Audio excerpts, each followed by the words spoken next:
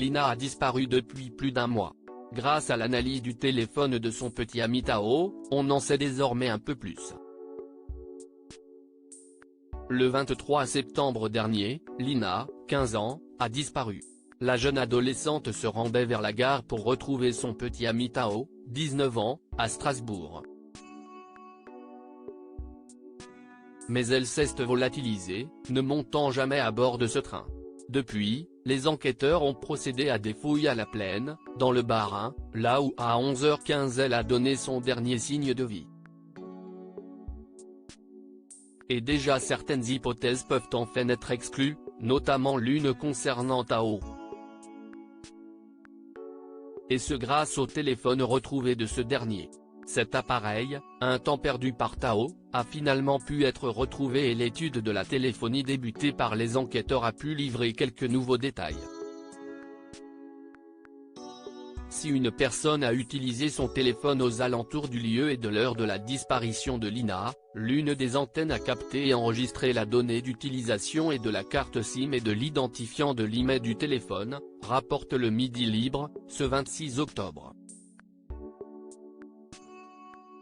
Grâce à la géolocalisation des numéros qui ont été captés sur la zone, cela va permettre d'identifier les personnes qui ont transité dans les parages.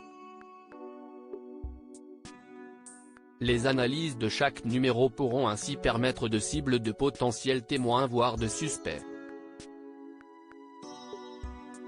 Selon Le Parisien, le téléphone de Tao, lui, n'aurait pas borné dans le secteur à l'heure de la disparition de sa petite amie. Ce qui risque de soulager le jeune homme, depuis le début dans le viseur de grand nombre de détracteurs, qui voient en lui le coupable idéal.